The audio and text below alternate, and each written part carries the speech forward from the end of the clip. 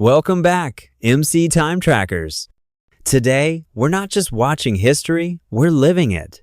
Join me as we journey back to the turbulent days of World War I, where every echo of the past becomes a lesson for today.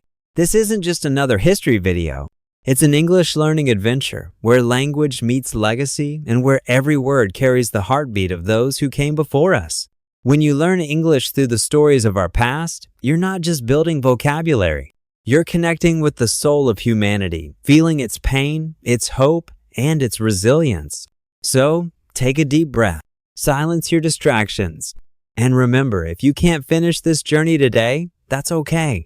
History never disappears. The past will always be here, patiently waiting for your return. Before we begin, don't forget to subscribe and tap the bell icon so you'll never miss a story that brings English and history to life. Chapter 1. The Prelude of the Great War. The First World War was not merely a conventional clash between nations. It was a tragedy of humankind, a cataclysm that dragged millions into the abyss of ambition, hatred, and political folly. It was not born overnight, nor was it simply a matter of national pride or border disputes.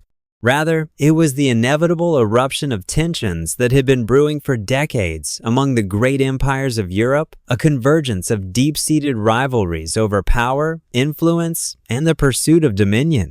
By the closing decades of the 19th century, Europe stood as a volatile arena of imperial competition. Britain and France, with their vast colonial empires, controlled much of the globe's wealth, resources, and trade routes. Germany, having unified only in 1871 under Otto von Bismarck, rose swiftly into a formidable industrial power, yet lacked a colonial network comparable to its rivals. This imbalance fueled resentment and a hunger for recognition. Germany's leaders saw themselves surrounded, hemmed in by the established powers, and longed to assert their place in the world order through expansion and militarization. The late 1800s thus marked the dawn of an age of alliances and armaments. In 1882, Germany, Austria-Hungary, and Italy formed the Triple Alliance, while France, Britain, and Russia countered with the Triple Entente in 1907.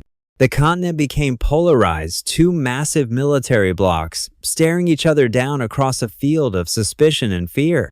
What had once been a web of treaties meant to maintain peace had turned into a trap, ready to pull every signatory into war, should any spark ignite it.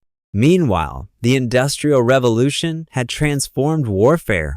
Advances in steel production, rail transport, and communications enabled the mass mobilization of troops on an unprecedented scale.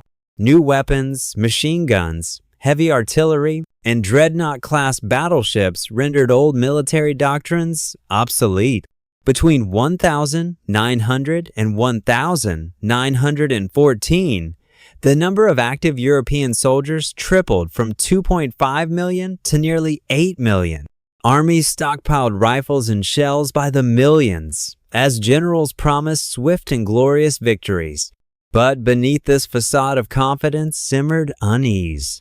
The arms race, the colonial rivalries in Africa and Asia, and the rise of nationalist movements within multi-ethnic empires all contributed to an atmosphere thick with paranoia. Each empire saw itself as both protector and victim, a mindset that made compromise impossible. The First World War, therefore, was not the result of a single event, but the consequence of systemic decay, a Europe locked in a deadly embrace of pride, fear, and ambition. The nations that entered 1914 did so not out of readiness, but out of blindness, marching together into a storm that would consume an entire generation. Chapter 2. Europe on the Brink. As the 19th century gave way to the 20th, Europe was a continent poised on the edge of transformation and destruction. Beneath the glittering surface of industrial progress and imperial pride, rivalries festered among nations that saw themselves as heirs to destiny. The old monarchies of Europe, drunk on ambition, prepared for the inevitable reckoning. Britain ruled the seas, its navy unmatched, its empire sprawling across continents. France, though scarred by its defeat in the Franco-Prussian War of 1871, had rebuilt itself with renewed vigor, determined never to bow again before Germany. Russia, vast and archaic, sought to expand its influence in the Balkans, presenting itself as the guardian of Slavic peoples. Austria-Hungary, by contrast, was a fragile mosaic of ethnicities, Germans, Hungarians, Slavs, and others, bound together more by fear than unity. Germany, in the heart of the continent, was both ambitious and insecure, a young empire with immense industrial might, but surrounded by potential foes. And Italy, still wrestling with its own unification, dreamed of colonies and glory to rival its ancient Roman past. The map of Europe had become a chessboard of alliances and enmities. The Triple Alliance bound Germany, Austria-Hungary, and Italy together, promising mutual defense. In response, the Triple Entente linked Britain, France, and Russia. Though these alliances were meant to deter war, they achieved the opposite, turning every local quarrel into a potential continental inferno. Europe was now a system wired for catastrophe, one spark away from detonation. Yet it was not only the political alliances that deepened the peril. The arms race reached fever pitch. Germany sought to challenge Britain's naval supremacy by constructing a fleet of dreadnought battleships, each more powerful than any vessel before. Britain responded in kind, pouring fortunes into steel and gunpowder. On land, France and Germany expanded their armies to unprecedented sizes. By 1914, both nations had millions of men ready to march, drilled to perfection, confident that war would be swift and decisive. The Balkans, meanwhile, became the flashpoint of Europe, the so-called powder keg of the continent. Here, the ambitions of Austria-Hungary clashed with the nationalist aspirations of Serbia, which dreamed of uniting all Slavic peoples under its banner. Russia backed Serbia, while Germany stood behind Austria-Hungary. Each crisis from Bosnia's annexation in 1908 to the Balkan Wars of 1912–1913 brought Europe closer to the edge. Diplomacy faltered, and trust dissolved into suspicion. By the dawn of 1914, the great powers had set the stage for disaster. Millions of soldiers stood ready, generals refined their war plans, and governments reassured their citizens that they could triumph in any conflict. None realized that the next war would not bring glory, but ruin that in seeking to prove their strength, they would tear the heart out of civilization itself. Chapter 3. The Spark in Sarajevo. On a quiet Sunday morning, the 28th of June 1914, in the Balkan city of Sarajevo, destiny took aim. Archduke Franz Ferdinand, heir to the Austro-Hungarian throne, arrived with his wife, Duchess Sophie, to inspect imperial troops. Their visit was meant to display strength and unity. Instead, it would ignite a war that would engulf the world. Among the cheering crowds lurked Gavrilo Princip, a 19-year-old Serbian nationalist and member of the secret organization known as the Black Hand. To him, the Archduke represented tyranny, a symbol of foreign domination over the Slavic peoples of the Balkans. As the royal motorcade passed, fate intervened. A wrong turn, a missed detour, a chance encounter. Princip stepped forward, drew his pistol, and fired 2 shots. Franz Ferdinand and his wife were dead within minutes. The bullets fired in Sarajevo echoed across Europe. To the rulers of Austria-Hungary, the assassination was more than an act of terrorism, it was an opportunity. Backed by Germany's assurance of support, the empire delivered an ultimatum to Serbia filled with deliberately impossible demands. Though Serbia accepted most conditions, Austria-Hungary rejected the response and declared war on the 28th of July 1914. The fuse had been lit. Within days, the network of alliances transformed a local dispute into a continental cataclysm. Russia, protector of Serbia and self-proclaimed defender of all Slavic nations, mobilized its armies on July 30. Germany, interpreting this as a provocation, declared war on Russia on August 1 and 2 days later on France. Russia's ally, To reach France swiftly, Germany invaded neutral Belgium, violating its sovereignty and horrifying the world. Britain, bound by treaty to defend Belgium, declared war on Germany on August 4. In the span of a single week, Europe was at war. What began as a localized crisis had spiraled beyond control. Millions of men answered their nation's calls, marching beneath banners of patriotism and illusion. They believed they would return home by Christmas. They believed war could still be glorious.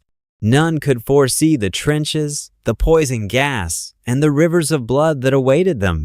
From that day forward, the assassination at Sarajevo was remembered not just as a tragedy, but as the spark that set the world ablaze. A moment when one man's pistol shot unleashed the greatest storm in human history. It was not destiny, but choice and arrogance that plunged civilization into chaos. Chapter 4. The Outbreak of War. When the guns first roared in August 1914, few understood that the world had entered a new age of destruction.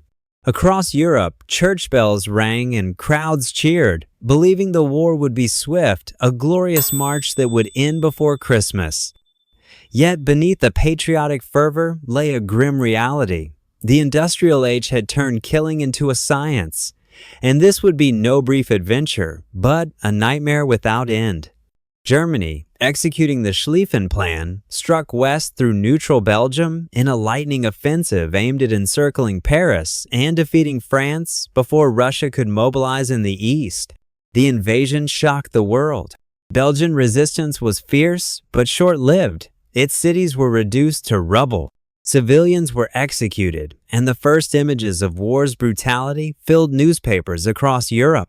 Britain, bound by the treaty guaranteeing Belgium's neutrality, declared war on Germany on August 4, joining the conflict that now engulfed the continent. By late August, the German armies surged deep into France. French forces, relying on the overly optimistic Plan 7I, launched counterattacks dressed in bright blue and red uniforms, a tragic mismatch against machine guns and heavy artillery. They suffered devastating losses in battles at Ardennes and Charleroi. Within weeks, German troops were within 50 kilometers of Paris. Panic swept the capital. Government officials prepared to flee. But the tide turned at the First Battle of the Marne, September 6-12, 1914. The French, under General Joffre, regrouped and counterattacked with desperate determination. In what became known as the Miracle of the Marne, hundreds of thousands clashed along the Marne River. Casualties soared past 500,000. The German advance stalled, and the Schlieffen Plan collapsed. Both sides, exhausted and bloodied, began to dig, and thus began the grim era of trench warfare. Across the continent, the war spread like wildfire. On the Eastern Front, Russia moved swiftly into East Prussia but was crushed at the Battle of Tannenberg, August 26-30, losing more than 90,000 men. Yet the Russian advance diverted enough German troops to save France from collapse. In the Balkans, tiny Serbia stunned the world by repelling Austro-Hungarian invasions at the Battle of Ser and Kolubara, marking the first major Allied victories of the war. By the end of 1914, the conflict had spread beyond Europe. The Ottoman Empire joined the Central Powers, opening fronts in the Middle East. Japan, eager to expand its influence, declared war on Germany and seized its Pacific colonies. The First World War had become a truly global conflict, a storm that would claim millions before the first year was done. The old world had fallen into darkness. The optimism of August had vanished, replaced by trenches, mud, and the unending thunder of guns. Chapter 5. The Stalemate of the Trenches, 1915. By early 1915, the dream of a short war had died. What replaced it was a grim stalemate stretching from the North Sea to the Swiss border, nearly 700 kilometers of trenches carved into the soil of France and Belgium. Here, men lived, fought, and died in the mud. Life in the trenches was a waking nightmare. Rats the size of cats, constant shell fire, and the stench of decay. The Western Front had become a static graveyard where each side fought for mere meters of ground at a cost of thousands of lives. Both armies sought to break the deadlock. In February 1915, the French launched the Champagne Offensive, hammering German positions with relentless artillery. The ground gained was measured in meters, the losses in tens of thousands. Every assault ended the same way, men charging into machine gun fire, disappearing into smoke and silence. On the German side, a new and terrifying weapon was unveiled.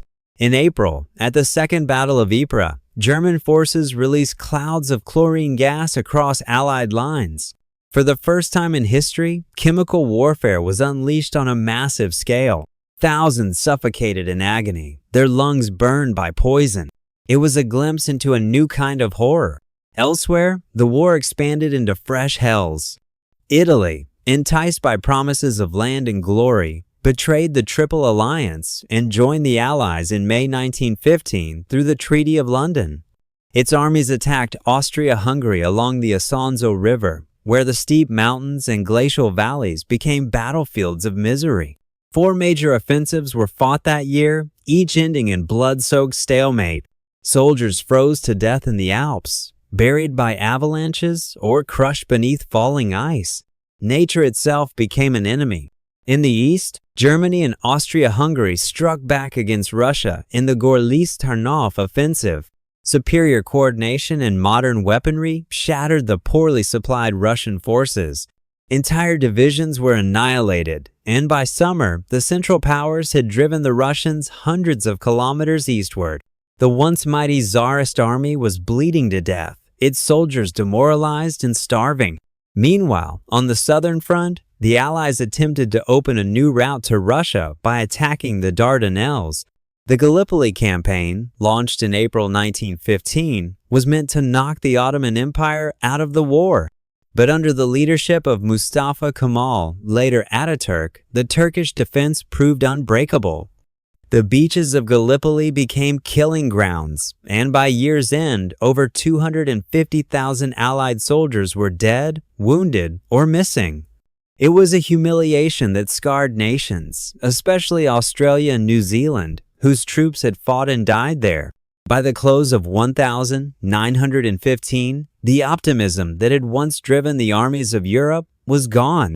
Neither side could advance. Both were trapped in a war of exhaustion. The trenches had devoured the youth of a continent, and the end was nowhere in sight. Chapter 6. The War of Attrition. 1916–1917. By 1916, the First World War had transformed into a monstrous engine of death. The optimism that once fueled nations was gone, replaced by despair and determination to outlast the enemy. Victory was no longer measured in territory gained, but in lives destroyed. It was a war of attrition, a contest of endurance between nations bleeding themselves dry.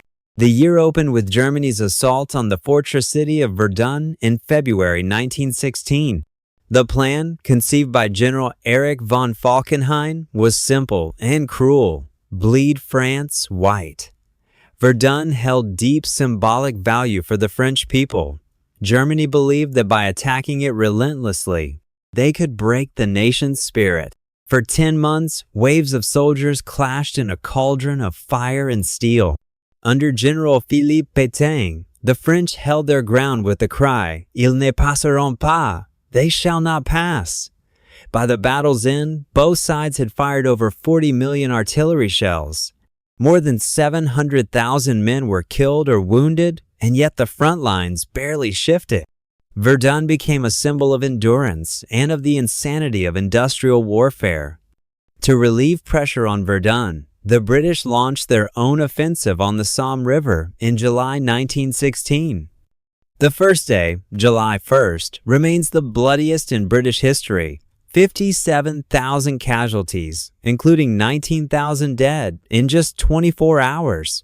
The British introduced a new weapon, the tank lumbering metal beasts meant to crush barbed wire and terrorize the enemy. Yet the early models were slow, unreliable, and easily destroyed. The offensive dragged on until November, leaving over 1 million men dead or wounded on both sides for a few kilometers of barren ground. On the Eastern Front, the Russians sought redemption with the Brusilov offensive in June 1916. It was their finest moment of the war. Using innovative tactics and surprise, General Alexei Brusilov shattered Austro-Hungarian lines, capturing 400,000 prisoners and nearly collapsing the empire. But Russia's gains could not be sustained. Shortages of weapons and food soon halted the advance. Still, it marked the beginning of Austria-Hungary's slow disintegration. By 1917, exhaustion gripped every front. Soldiers mutinied, civilians starved, and governments wavered. The Allies attempted one more massive push in France, the Nivelle offensive promising a quick victory. Instead, it became another massacre, leading to open mutiny in the French army. Across Europe, hope was dying. The war had become a self-sustaining catastrophe, feeding on the blood of men who no longer knew why they fought. And yet, in this darkness, the world was about to change. Revolutions brewed in the East, and across the Atlantic, a new power stirred. The war that had begun as a European tragedy was about to become a global reckoning. Chapter 7: Revolution and the American Entry. By early 1917, Europe was on the verge of collapse. After nearly 3 years of slaughter, the soldiers were weary, the civilians starving, and the empires trembling under the weight of their own ambitions. It was in this crucible of despair that two events would change the course of the war, one in the east, one across the ocean. In Russia, the Tsarist Empire was crumbling. Millions of soldiers had died in vain, while peasants starved and cities descended into chaos. The people had lost faith in Tsar Nicholas II, a ruler hopelessly detached from his suffering nation. In March 1917, the streets of Petrograd erupted in protest. Soldiers refused to fire on the crowds, and within days, the Tsar abdicated. The February Revolution had ended 3 centuries of Romanov rule. A provisional government was formed, promising reform, but it made a fatal mistake. It chose to continue the war. The soldiers at the front, already broken by hunger and horror, could no longer bear it. Discipline dissolved, and Russia teetered on the edge of anarchy. In the shadows, another movement rose. The Bolsheviks, led by Vladimir Lenin, promised peace, land, and bread. In October 1917, they seized power in a coup that stunned the world. The October Revolution had begun. Lenin immediately sought peace with Germany, seeing the war as a capitalist slaughter. In March 1918, the Treaty of Brest-Litovsk was signed, ending Russia's participation in the war. Germany now stood triumphant in the east, but in freeing itself from one front, it would awaken a new enemy far stronger than it had ever faced. Across the Atlantic, the United States had long clung to neutrality. President Woodrow Wilson, re-elected in 1916 on the slogan, "He kept us out of war," hoped to mediate peace. But German aggression made neutrality impossible. In 1915, a German submarine, a U-boat, had sunk the passenger liner Lusitania, killing 1,200 civilians, including Americans.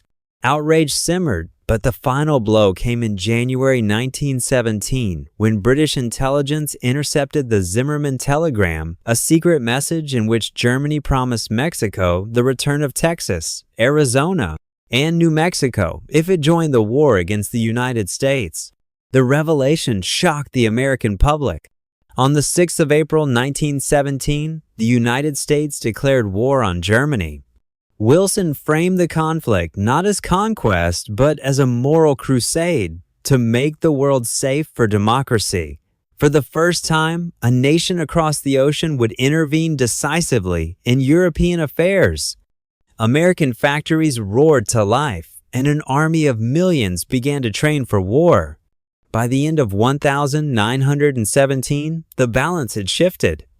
Russia had fallen into revolution and chaos. America had entered the stage with boundless energy and resources. The old world was dying, and a new one was taking its place, forged in fire, blood, and the hope of redemption. Chapter 8. The Final Offensive, 1918. The year 1918 opened not with peace, but with fury. After Russia's withdrawal from the war, Germany suddenly found itself free from the Eastern Front. For the first time in years, the full might of the German army could be unleashed in the West. Its leaders knew this was their last chance. American troops were arriving in growing numbers, and soon the balance of power would tilt irrevocably against them. It was now or never. On the 21st of March 1918, Germany launched Operation Michael, the first blow of the Spring Offensive, a massive, desperate gamble to win the war before the United States could fully deploy its forces. Abandoning old tactics of massed assaults, the Germans used small, fast-moving stormtrooper units to infiltrate weak points in the Allied lines. The attack struck like a thunderclap. In days, British and French forces were driven back over 60 kilometers. Paris once again came under threat. German artillery could be heard in the city. For a moment, it seemed victory was within their grasp. But the triumph was fleeting. The German advance outran its own supply lines. Hungry, exhausted soldiers slowed to a crawl, looting abandoned Allied depots for food. Meanwhile, the Allies regrouped under unified command led by General Ferdinand Foch, coordinating British, French, and newly arriving American divisions. In April, Germany renewed its offensive along the Somme and Lys rivers, and again in May at the Marne. Each attack gained ground but bled the German army white. By July, their momentum was gone. Then came the counterstroke. On the 8th of August 1918, the Allies struck back in what became known as the 100 Days Offensive. At Amiens, tanks, artillery, aircraft, and infantry moved as one a symphony of modern warfare. The Germans were overwhelmed. Over 27,000 were captured on the first day alone. General Ludendorff called it the Black Day of the German Army. From that moment, Germany's collapse was inevitable. The Allies advanced relentlessly, breaking through the once impregnable Hindenburg Line. The Central Powers began to crumble. Bulgaria surrendered on September 29, the Ottoman Empire on October 30, and Austria-Hungary on November 3. Inside Germany, the home front erupted in revolt. Workers struck, sailors mutinied, and the cities fell into chaos. On November 9, Kaiser Wilhelm II abdicated and fled to the Netherlands. 2 days later, on the 11th hour of the 11th day of the 11th month, the guns finally fell silent. The armistice of Compiègne had been signed. The Great War was over. Yet, the silence that followed was not peace, but exhaustion. The world had been bled dry, its cities in ruins, its youth buried in mud. As soldiers emerged from the trenches, they found not victory, but a broken world that no one knew how to rebuild. Chapter 9. The Aftermath and the Lost Humanity. When the guns fell silent on the 11th of November 1918, the world stood in stunned disbelief. For more than 4 years, entire nations had been consumed by war, and now, at last, the killing had stopped. But what remained was not victory. It was ruin. The First World War had cost the lives of more than 16 million people, wounded another 20 million, and shattered the moral and political order of the old world. The very idea of progress that humanity was marching toward enlightenment lay buried beneath the mud of the trenches. Across Europe, cities were reduced to skeletons of stone and ash. Once proud towns like Ypres, Verdun, and Somme had been erased from the map. Entire landscapes were poisoned with shell craters, barbed wire, and the lingering ghosts of gas attacks. The survivors who returned home were not the same men who had left. They were scarred, disfigured, and haunted victims of what doctors began to call shell shock, now known as post-traumatic stress disorder, PTSD. They had stared too long into the abyss of mechanized death, and the abyss had stared back. The war also brought the fall of empires that had stood for centuries. The German, Austro-Hungarian, Ottoman, and Russian empires all collapsed under the weight of defeat and revolution. New nations were born from their ruins: Poland, Czechoslovakia, Yugoslavia, but the peace that followed was fragile, stitched together by exhausted diplomats rather than understanding. The Treaty of Versailles, 1919, imposed crushing reparations and humiliation on Germany, blaming it entirely for the war. Rather than ensuring peace, it sowed resentment, a wound that would fester until it erupted again, only 2 decades later. Beyond Europe, the ripples of the Great War spread across the globe. Colonial subjects from Africa, Asia, and the Middle East, who had fought and died for their imperial masters, began to question why they still lived under foreign rule. The war had promised freedom and democracy, yet it had delivered only loss. Movements for independence rose in India, Indochina, and the Arab world, demanding self-determination. The old colonial order had been fatally weakened, but perhaps the greatest casualty of all was faith, not only religious faith, but faith in civilization itself. The war had revealed the dark heart of modernity, that science and progress, once hailed as instruments of human advancement, could also become tools of annihilation. Machine guns, poison gas, tanks, and bombers had turned human ingenuity into a weapon against humanity itself. In the end, the First World War was not just the Great War. It was the death of an age of reason, honor, and hope. The trenches had devoured a generation, and the peace that followed was only an intermission before another storm. The war had taught the world a bitter truth, that no victory is worth the price of a lost humanity. Only when the lessons of the graves are remembered, only when the living choose compassion over pride, can peace truly endure. And that's it for today's journey through history and language. If these stories moved you, remember every new word you learn keeps history alive. Keep listening, keep feeling, and keep discovering the world through English. Thank you for staying with MC Time Trackers. Don't forget to like, subscribe, and hit the bell, because next time we'll travel even deeper into the past. Until then, take care, keep learning, and never stop exploring the story of humanity.